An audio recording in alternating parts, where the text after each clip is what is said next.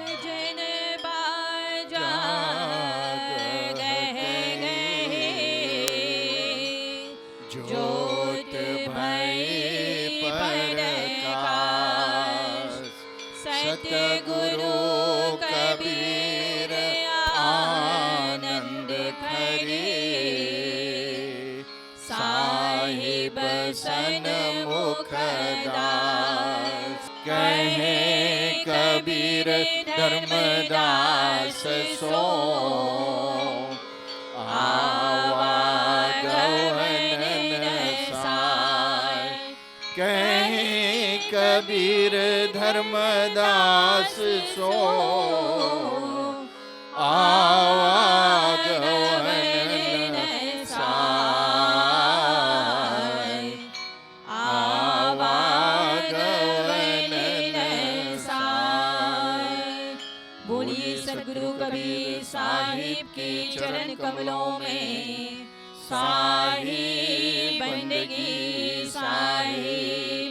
पंच हजूर प्रकाश मुनि राम साहिब के चरण कमलों में साहिब बंदगी साहिब। बरसात पलक कही साई, मैं पूछो प्रभुदास की नाही, अस करी प्रभु चरण अधीना, प्रभु उठाए निज कर दीना।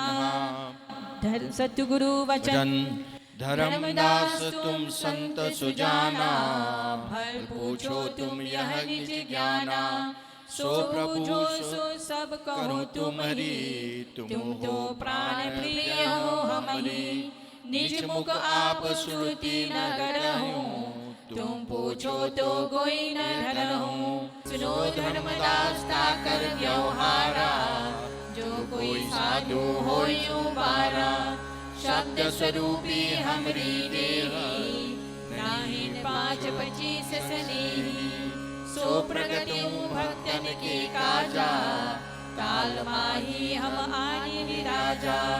संवत 1120 प्रमाणा, ज्येष्ठ मध्य वर्षायत जाना, साधु संत मिली मंगल गावो, घंटा शंख बाजेंद्र बजाओ, दोई प्रहर व्रत पुनि करिए, मम हित लाग प्रेम अनुसरिए, तन मन धन अर्पण करे, संतन मन उत्साह, जो चाहे सोई करे, प्रभु के हाथ निभा।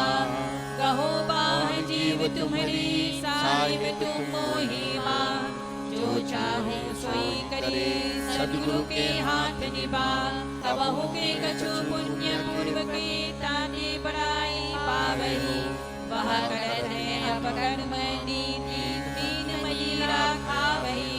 कछु गणत कर्म अकर्म, नहीं अपने मन मति अंध हो, दिल है तनिक सुख कोटि, मानत पचत पावन धन हो, रहत भूरि विषय भूरे चिन्हरे चावहो, चपल चतुर काम आतुर, रसिकाप कहावहो, कहत जान सुनत शत सूद ऐसे आप हो, पुनि पुनि होत विमुख हम सो, प्रबल घेरे पाप हो। यह होत उत्पत्ति प्रबल पुनि पुनि रैन दीन जो होई हो, पुनि जम के ढका अनेक खाही, तबहु नहीं चित चेत हो, करत मनमति कर्म सब ही कही थके वेद पुराण हो। कली काल हुई है अमित, छकी छकी मदन सुरान हो, जब यज्ञ नाना व्रत तपस्या, नहीं दान की शक्ति हो, अवलंब केवल नाम धर्मनि, करो निज मम भक्ति हो। तुम पूछो धर्मदास लीला मम उत्पत्ति की, राधे जो कोई दास तेहि निकट कबीर हो। बरसाइत जब होई दानिन्य विधि करे, पुत्र कलत्र बहु सोई, तेहि समेत माने मोहि हो। बोलिए सद्गुरु कबीर साहिब के चरण कमलों में साहिब बंदगी साहिब। पंच हजूर प्रकाश मुनि नाम चरण कमलों में। साहिब बंदगी साहिब, पंच उदित नाम साहिब के चरण कमलों में। साहिब बंदगी साहिब, चार गुरु वंश 42 के चरण कमलों में। साहिब बंदगी साहिब, साहिब बंदगी साहिब, साहिब बंदगी साहिब। ले जाए निहारी अति सुखकारी, भई ज्योति घट माही, उपजा तब ज्ञाना नियहु रसाना, पुण्य पुंज मम आही।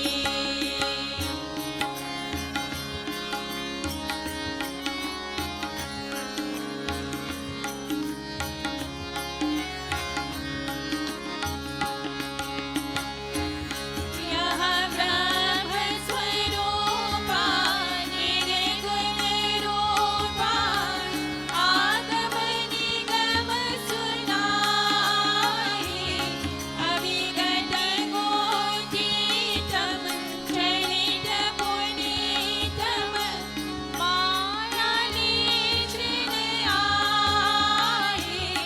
निर्गुण नीमा नटि मटि दीना, सतगुरु जब यह जानी, जोहि तारण काजा जग गग लागा, लीला यह में थानी।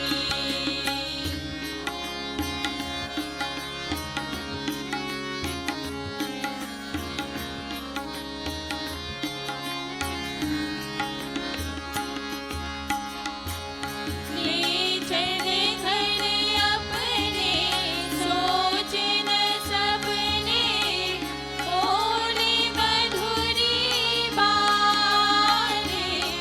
लीलो गृह आए धाम सुहाए, सतगुरु पूर्ण ज्ञानी।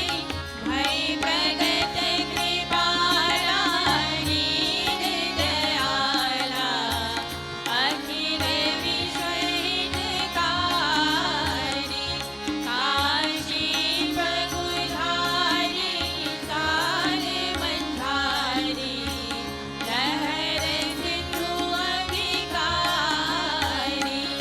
भई प्रगट कृपाला दीन दयाला, अखिल विश्व हितकारी। काशी पगुधारी काल मंधारी, लहर सिंधु अभिकारी। पुरुष परमात्मा सदगुरु कबीर साहब तथा उपस्थित गादी में विराजमान महंत प्रेमचंद दास साहब जी, उपस्थित महंत कल्याण दास साहब जी, महंत नरोत्तम दास साहब जी, महंत बासदेव दास साहब जी, महंत दिनेश दास साहब जी, और उपस्थित आप सभी हंसजन और जगह जगह से पधारे जो प्रधान गण हैं, उनको भी आप सबका स्वागत है। आज बहुत ही पावन अवसर है, और जैसे कि ज्येष्ठ पूर्णिमा है, और ज्येष्ठ पूर्णिमा हमारे लिए बहुत पावन अवसर होता है, क्योंकि ये जो ज्येष्ठ पूर्णिमा है, हम सदगुरु कबीर साहब का प्रकट उत्सव मनाते हैं। और प्रकट उत्सव जो है विगत 1 महीने से हम लोग मना रहे हैं, और देश विदेश में सभी लोग अपने अपने गृह में या अपने मंदिर में, ना किसी भी प्रकार के अपने आंगन में या किसी प्रकार के आयोजन करके सदगुरु कबीर साहब का प्रकट उत्सव मना रहे हैं। और सदगुरु कबीर साहब का प्रकट उत्सव जो है ज्येष्ठ अमावस्या से ही शुरू हो जाती है। तो ज्येष्ठ अमावस्या से लेकर ज्येष्ठ पूर्णिमा तक सदगुरु कबीर साहब का प्राकट उत्सव हम लोग मनाते हैं। और हमारे जो कबीर पंथ लोग हैं और कबीर पंथ से अलग जो भी अलग अन्य लोग भी हैं, सब सदगुरु कबीर साहब का अलग अलग रूप से अपना मान सम्मान देते हैं। यहाँ विशेषकर इस मंदिर में हम लोग सदगुरु कबीर साहब का जो महोत्सव है, प्राकट उत्सव है, हम लोग चौका विधि से चौका विधि करके हम लोग मनाते हैं, पूजा करते हैं। क्योंकि सदगुरु कबीर साहब जब आए इस संसार में तो वह किसके लिए आए? सदगुरु कबीर साहब कहते हैं ना कि जीव दुखित देखे भव सागर ता कारण पर उधारा हो। सदगुरु कबीर साहब जब इस धरा पर आए तो उनका एक जैसे कि एक मिशन था, और वह मिशन क्या था कि उन्होंने जीव को दुखित देखा। जीव को दुखित का मतलब है कि हमारे आत्मा को दुखित देखा। सदगुरु कबीर साहब ने हमें जो शरीर है, शरीर का दुख नहीं देखा। जैसे कि हमारे पास धन नहीं है, हमारे पास रोटी नहीं है, कपड़ा नहीं है, मकान नहीं है, सदगुरु कबीर साहब ने ये नहीं देखा। सदगुरु कबीर साहब ने देखा कि हमारी अंतर आत्मा जो है वो दुखी है, और जब तक हमारी अंतर आत्मा दुखी है तब तक हम संसार में सुखी नहीं रह पा सकते हैं। चाहे कितने भी ऐशो आराम हमारी जिंदगी में क्यों ना हो, लेकिन अगर हमारा आत्मा ही दुखी है तो हमें कहीं भी शांति नहीं मिलेगी। तो सदगुरु कबीर साहब ने इस जीव के लिए आए, ये आत्मा के लिए आए, क्योंकि उस समय जो मनुष्य थे अपना कर्तव्य भूल गए थे। अपना कर्तव्य, जो सही कर्तव्य है वो भूल गए थे। और क्या है, जो मानवीय गुण है, मानवीय गुणों से वो हटकर अलग आडंबर जो है, आडंबर को मानने लगे, अंधविश्वास में पड़ने लगे। फिर क्या हुआ, हमारे खुद के जो धर्म है, जो धार्मिक लोग हैं, वे गलत रास्ता दिखाने लगे। फिर धर्म के नाम पर अनेक प्रकार के धंधा शुरू हो गए थे। फिर क्या होता, अनेक प्रकार के जो उस समय जो व्यक्ति थे, जो आदमी थे, वो मतलब अनेक प्रकार के प्रपंचों में पड़ गया था। तो इन सब को निकालने के लिए किसी न किसी को तो आना था। तो उस समय सदगुरु कबीर साहब उस समय के रूप में, उस समय को ध्यान रखकर, उस समय के आधार पर वो प्रकट हुए, और प्रकट हुए थे काशी के लहर तालाब में। काशी के लहर तालाब पर एक कमल के पुष्प पर सदगुरु कबीर साहब प्रकट हुए थे। हालांकि संसार में सदगुरु कबीर साहब को अलग रूप से मानते हैं। बहुत से लोग जैसे कि सदगुरु कबीर साहब को कवि के रूप में मानते हैं, इसलिए कवि के रूप में मानते हैं तो कबीर दास संबोधित करते हैं। बहुत से लोग संत के रूप में मानते हैं, लोग संबोधित करते हैं संत कबीर। कबीर पंथ जो है एक गुरु परंपरा है, एक गुरु परंपरा है, और ये गुरु परंपरा जो है आदि अनादि काल से चली आ रही है। क्योंकि सदगुरु कबीर साहब का जो आगमन है केवल कलयुग में नहीं हुआ है, बाकी तीनों युगों में भी हुआ है।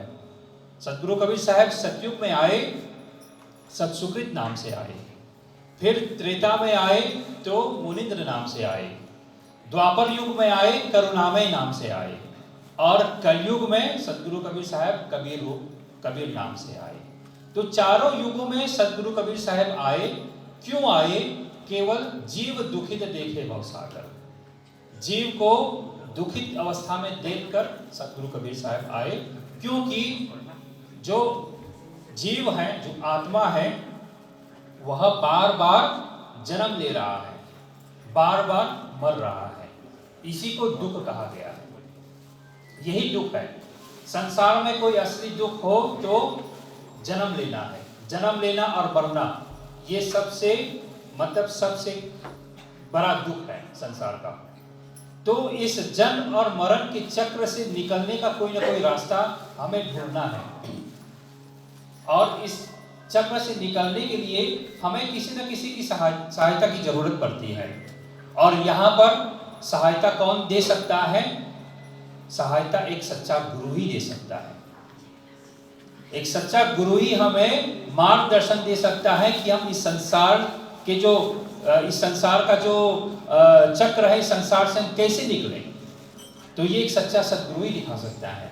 और यही ज्ञान जो है सदगुरु कबीर साहब ने, यही शिक्षा जो है सदगुरु कबीर साहब ने हमें दिया। और सदगुरु कबीर साहब ने हमें बताया कि हम संसार में कैसे जी सकते हैं। सदगुरु कबीर साहब के जितने भी वाणी वचन हैं, जितने भी पद हैं, सभी उन सबों में हमें एक मार्गदर्शन मिलता है। एक मार्गदर्शन मिलता है कि हमें क्या करना चाहिए, कैसे करना चाहिए और कैसे हम अपने जीवन को सुधार सकते हैं। क्योंकि देखिए, आज अगर संसार में इतना दुख है, क्यों इतना दुख है? क्योंकि इंसान जो है अपनी इंसानियत भूल चुका है। इंसान से गिर चुका है। केवल हम जैसे कि 5 तत्व का ये पुतला जो है, ये शरीर है, केवल इंसान दिखने लायक है, लेकिन अंदर में इतना चीज हम लोग भर चुके हैं, इतना बुराइयां हम लोग भर चुके हैं, तभी तो संसार में इतना दुख है। आज जगह जगह आप संसार में देखिए, खून खराबा हो रहा है, अनेक प्रकार के, कितने प्रकार की मतलब चीजें संसार में हो रही है, हमारे समाज में हो रहा है। इनका कारण कौन है? इनका कारण क्या जानवर लोग हैं? इनका कारण क्या पशु पक्षी हैं? ये सब का कारण कौन है? मनुष्य। क्योंकि मनुष्य जो है उनको मतलब हमें सीमित दायरे पर रहने की आदत नहीं है। हमें और चाहिए, लोग चाहिए हमें, और करने के चक्कर में क्या होता है, यही आज ये जो संसार आप लोग देख रहे हैं, जिस समाज में हम लोग जी रहे हैं, लालच, ये लालच भरी संसार सोसाइटी में जीने का यही आप लोग देख रहे हैं, जो हम इर्द गिर्द में सब लोग देख रहे हैं, यही है।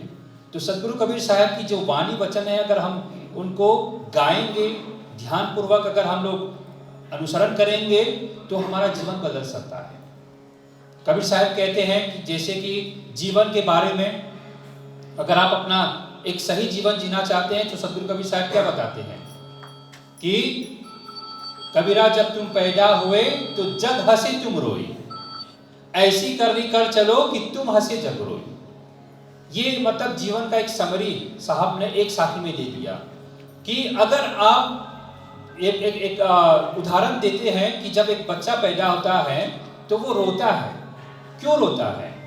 क्योंकि ये संसार है, ये बताता है कि ये संसार में आपको केवल हर जगह से रोना ही है आपको, और हर संसार में आप लोग रोएंगे, गाएंगे यही कि मेरे पास पैसे नहीं है, मेरे पास धन नहीं है, मेरे से लोग बात नहीं करते हैं, मेरा ये है, मेरा वो है।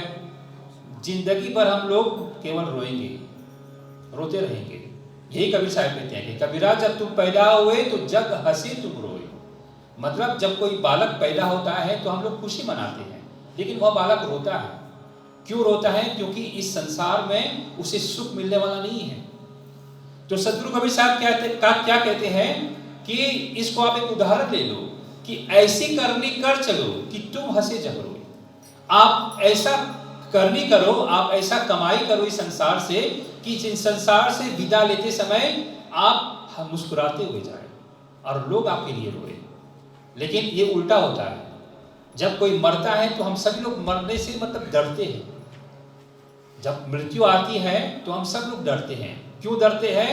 क्योंकि हमारा मन साफ नहीं है, हम तैयार नहीं हैं। अगर हम तैयार हैं तो कभी भी कहीं भी मौत आए, खुशी खुशी हम लोग गले लगा लेंगे। बस यही कहते हैं, जब हम मरते हैं तो दुख में मरते हैं या डर, और जब हम डर में मरते हैं तो डर ही में पैदा होंगे। ये साहब कहते हैं जैसे जिस गति हम लोग मरेंगे वैसे ही गति से हम लोग दोबारा जन्म लेंगे। इसीलिए सदगुरु कबीर साहब बताते हैं कि जीवन में हमें कैसे जीना है। फिर कहते हैं अगर हमें जीवन में कर्म करना है, सदगुरु कबीर साहब कहते हैं कर्म कैसा होना चाहिए। अगर आप अच्छी जगह पाना चाहते हैं तो साहब कहते हैं कि आया है सो जाएगा राजा रंग फकीर, एक सिंहासन चढ़ चला एक बंधा जाट जंजीर। तो सब तो एक दिन जाना है, तो क्यों गलत कर्म करते हैं? क्यों गलत कर्म करते हैं? सबको तो जाना है, लेकिन आपको ये तय करना है कि जाना है तो कहाँ जाना है। क्योंकि सदगुरु कबीर साहब बताते हैं आते हैं एक ही मार्ग से। हम सब लोग माता के गर्भ से जन्म लेते हैं, लेकिन जब हम संसार को छोड़कर जाते हैं तो अनेक मार्गों में जाते हैं। तो सदगुरु कबीर साहब बताते हैं एक सिंहासन चढ़ चला और एक बंधा जाट जंजीर। मतलब एक सिंहासन पर बैठकर जाता है, इसका मतलब है वैकुंठ जाते हैं, सतलोक जाते हैं, और दूसरा जो है वो जंजीर में बांध कर जाता है। तो जंजीरों में कौन किसको बांधते हैं? जंजीरों में जिसने अपराध किया। तो इसीलिए अपने कर्मों पर हमें ध्यान देना चाहिए। फिर तीसरी बात क्या है, सतगुरु कबीर साहब की शिक्षा जो है, हम अक्सर लोगों में गलतियां निकालते हैं। ये इंसान की जो है आजकल ये फैशन चल रही है। और अगर देखना चाहो तो हम आप अपने जो उदाहरण है, हमारे जितने भी पॉलिटिशियन लोग हैं उनका आप उदाहरण ले लीजिए। सब लोग एक दूसरे की नकल करते हैं, एक दूसरे की गलती निकालते हैं। हालांकि सब में गलतियां हैं, दोनों में गलतियां हैं, लेकिन सब एक दूसरे को बोलते हैं नहीं तुमने गलती किया है, तुमने गलत किया है, तो आज ये इस तरह है। दूसरा सरकार आएगा वो भी यही बोलेगा। सतगुरु कबीर साहब क्या कहते हैं, बुरा जो देखन मैं चला बुरा न मिलिया कोई, जो दिल खोजा आपना तो मुझसे बुरा न कोई। अगर बुराई किसी में अगर निकालना है, कबीर साहब कहते हैं आप बुराई निकालते निकालते थक जाओगे, क्योंकि आपको एक बुराई नहीं मिलेगी, सैकड़ों बुराई मिलेगी। बुरा जो देखन मैं चला बुरा न मिलिया कोई। एक आदमी को की गलतियां अगर आप निकालने लगोगे ना, तो आपका एक लिस्ट बन जाएगा, एक नहीं अनेक मिल जाएंगे। लेकिन कबीर साहब कहते हैं कि इसको उल्टा करो, आप इसको उल्टा करो। क्या उल्टा करो कि आप खुद का लिस्ट बनाओ कि आपके अंदर कितनी बुराइयां हैं, उन सब को लिस्ट बनाकर फिर क्या करो, धीरे धीरे उसको पवित्र करो। धीरे धीरे पवित्र करोगे तो मन साफ हो जाएगा, आपका मन साफ हो जाएगा। क्योंकि मन साफ नहीं होगा तो परमात्मा की दर्शन नहीं होगा।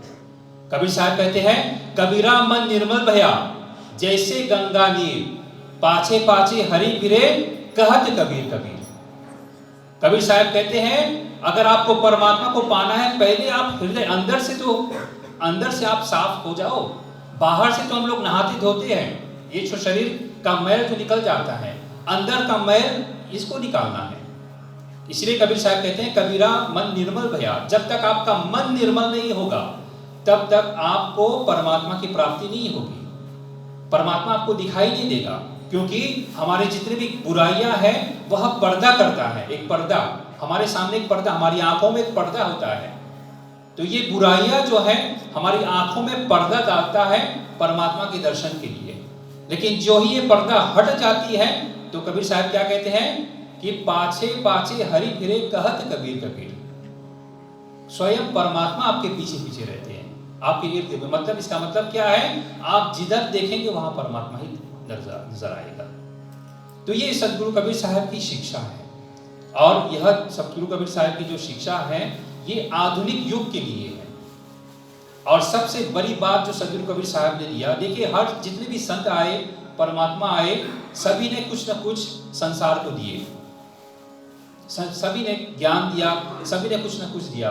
सतगुरु कबीर साहब ने क्या दिया, सतगुरु कबीर साहब ने मुक्ति का रास्ता दिखाया। मुक्ति का रास्ता केवल दिखाया नहीं, दर्शाया भी। दिखाने और दर्शाने में बहुत अंतर होता है। हमारे पुस्तक में मुक्ति का जो रास्ता है बता दिया गया है, एक नक्शा, एक माप जैसा बता दिया गया है हमें क्या करना चाहिए। लेकिन उस रास्ते में चलना, उस रास्ते पर चलना, उस रास्ते पर अनुभव करना, ये सतगुरु कबीर साहब ने बताया है। सतगुरु कबीर साहब ने मुक्ति का रास्ता दिखाया। इसलिए हम लोग कहते हैं ना, गुरु पैया लागो नाम लखाई दीजिए। सतगुरु कबीर साहब ने हमें वह नाम लखाया है, वह नाम लखाया है जिस नाम को सिमरन करके हम इस भवसागर से पार हो सकते हैं। और इसी नाम का जो है, इसी नाम का प्रचार प्रसार जो है कबीर पंथ में होता है। इसलिए कबीर पंथ जो है कोई धर्म नहीं है, कबीर पंथ जो है वह एक रास्ता है। और वह रास्ता, कबीर पंथ का मतलब है रास्ता जो आपको मोक्ष की ओर लेकर जाता है, वह रास्ता जो आपको वापस अपने घर लेकर जाता है। तो सतगुरु कबीर साहब जब इस धराभूमि पर आए तो जीव दुखित देखे बहु सागर, इस आत्मा को दुखी देखा, क्योंकि ये आत्मा बार बार जन्म ले रहा है, बार बार मर रहा है। तो बीच में इसको चेताना तो चाहिए। तभी सतगुरु कबीर साहब का आगमन हुआ। और सतगुरु कबीर साहब जब आए तो एक रास्ता, ये मुक्ति का रास्ता हमें दिखाए। और मुक्ति का रास्ता दिखाते हुए जब सतगुरु कबीर साहब गए तो ऐसे ही नहीं गए। सतगुरु कबीर साहब ने वंश गुरु का स्थापना किया। सतगुरु कबीर साहब ने उसके बाद, उनके बाद, क्योंकि पता है क्या होता है ना, ज्ञान जो है, जब हमें ज्ञान प्राप्ति होती है फिर क्या होता है, ज्ञान जो है वो मतलब उसको बदल दिया जाता है। बहुत से ज्ञान को क्या है, डिस्टोर्टेड हो जाता है। जैसे कि हम लोग अनेक प्रकार की जो पुस्तक पढ़ते हैं तो बहुत से ऐसे ज्ञान हैं जो ज्ञान को मतलब परिवर्तित कर दिया गया है, शब्दों को बदल दिया गया है। इसलिए सदगुरु कबीर साहब पुस्तक में यकीन नहीं करते थे। कबीर साहब कहते हैं ना, पुस्तक पढ़ी पढ़ी जग हुआ पंडित भयानक होए, ढाई आकर प्रेम का पढ़े सो पंडित होए। सदगुरु कबीर साहब ने पुस्तक पर ध्यान नहीं दिया, क्योंकि सदगुरु कबीर साहब बताते हैं पुस्तक पढ़ने से केवल आपको जानकारी मिलेगी, ज्ञान नहीं मिलेगा। ज्ञान तभी प्राप्त होता है जब आप खुद उस रास्ते पर चलते हो। अगर पुस्तक में लिखा है शक्कर मीठा है, तो शक्कर मीठा जापने से मिठास का आभास हो सकता है क्या? नहीं। जब तक आप शक्कर लेकर मुंह में नहीं डालेंगे तब तक वो मिठास का आभास कैसे होगा? यही बात सदगुरु कबीर साहब ने बताई। इसलिए सदगुरु कबीर साहब का जो ज्ञान है वैसा का वैसा ही प्रचार हम लोग कर रहे हैं। किसके द्वारा? वंश गुरुओं के द्वारा, ताकि सदगुरु कबीर साहब का ज्ञान बदले नहीं, कोई जैसे कि डिस्टोर्ट न करे। इसलिए सदगुरु कबीर साहब ने वंश गुरु की स्थापना की, और वंश गुरुओं की जब स्थापना की तो सदगुरु कबीर साहब ने मुक्ति का जो भार है, मुक्ति का जो सार ज्ञान है वो वंश गुरुओं को सौंपा। इसलिए उस वंश गुरु की प्रणाली से हम लोग ये कबीर पंथ चली आ रही है।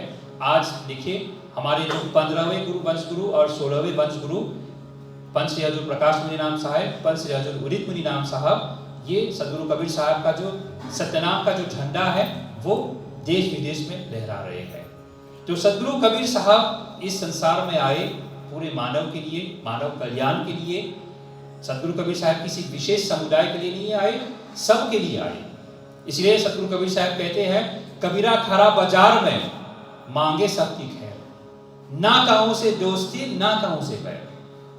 सदगुरु कबीर साहब सबके लिए आए, न वो किसी के दोस्त हैं, न किसी को वो दुश्मन मानते हैं। ऐसे तो सदगुरु कबीर साहब जैसे परम पुरुष, महापुरुष इस संसार में आए और हमें चेताए, और हम जो कबीर पंथ लोग हैं इस सदगुरु कबीर साहब के ज्ञान को प्रचार प्रसार करते हैं और इस ज्ञान को लोगों में बांटते हैं ताकि आपका जीवन सुधरे।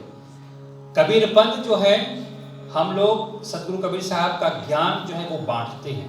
हम लोग ज्ञान बांटते नहीं है कि आप कबीर पंथ बनो, नहीं। हम लोग सदगुरु कबीर साहब का ज्ञान बांटते हैं कि आपका जीवन सुधर जाए। जैसे कि एक चिंगारी, हम लोग केवल आपके अंदर की जो अग्नि जो बुझी हुई है, बस एक चिंगारी दे रहे हैं। हम आपको बस वो चिंगारी दे रहे हैं कि आपके अंदर का जो ज्योत है, आप उस ज्योत को प्रज्वलित करो और इस संसार से पार होकर चले जाओ।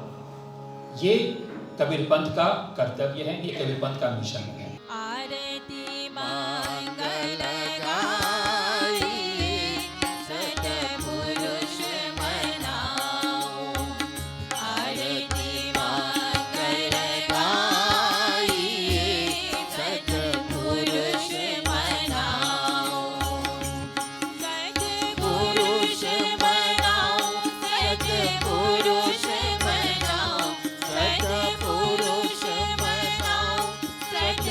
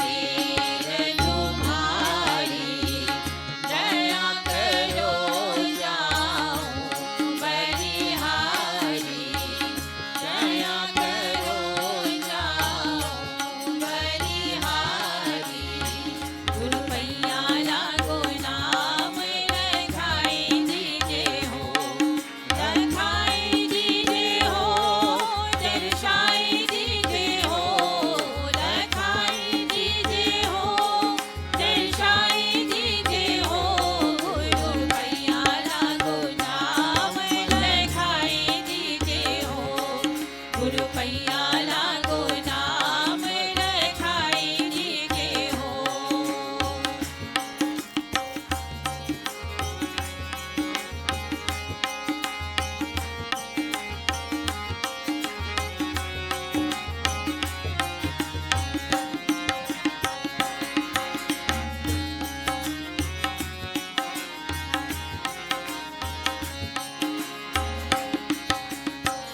जुगन जुगन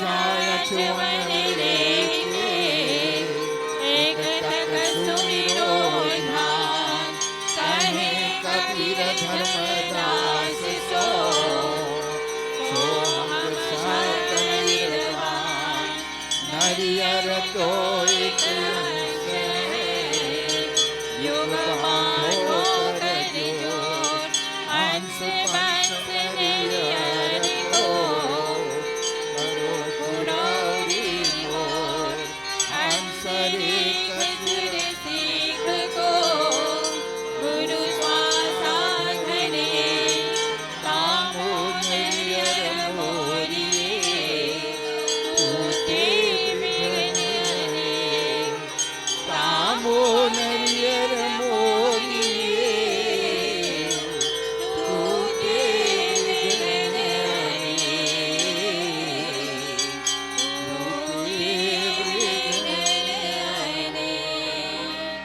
बोलिए सद्गुरु कबीर साहिब के चरण कमलों में साहिब बंदगी साहिब पंच हजूर प्रकाश मुनिराम साहिब के चरण कमलों में साहिब बंदगी साहिब पंच हजूर उदित मुनिराम साहिब के चरण कमलों में साहिब बंदगी साहिब चार गुरु वंश 42 के चरण कमलों में साहिब बंदगी साहिब साहिब बंदगी साहिब साहिब बंदगी साहिब गगन मंडल से उतरे सतगुरु सत्य कबीर जलज माही पूरन किए दोनों दीन के पीर। गद्दी पर विराजमान आदरणीय महंत कृष्णदास साहिब जी एवं दूसरी गद्दी पर विराजमान आदरणीय महंत प्रेमचंद दास मोहल साहिब जी, उपस्थित आदरणीय सभी महंत साहबों जो अलग अलग सभी सभाओं से मंदिरों से आए हुए हैं, आप सभी महंत साहबों का, महंत गणों का आज के इस प्राकट्य महोत्सव की जो चौका विधि है उसमें हार्दिक स्वागत है। और आप सभी आज पधारे हुए हंसजन साहिब के श्रद्धालु भक्तजन, आज आप सभी की उपस्थिति के लिए कोटि कोटि धन्यवाद। जैसे साहिब ने हमको बताया कि पिछले ज्येष्ठ अमावस्या से लेकर आज ज्येष्ठ पूर्णिमा तक सद्गुरु कबीर साहब के प्राकट्य महोत्सव कोने कोने में देश विदेशों में बड़ी धूमधाम से मनाई गई और आज कह सकते हैं कि इस प्राकट्य महोत्सव की पूर्णाहुति है। आज ये जो ज्येष्ठ महोत्सव है विराम ले रही है आज, क्योंकि ज्येष्ठ पूर्णिमा है। और आज बताते हैं कि सद्गुरु कबीर साहिब ज्येष्ठ पूर्णिमा के दिन ही प्रकट हुए थे। तो आज बहुत ही श्रद्धापूर्वक आप सभी ने इस चौका विधि में भाग लिया, नमन किया और शांतिपूर्वक आप इस पूजा विधि में बैठे। आप सभी को कोटि कोटि धन्यवाद।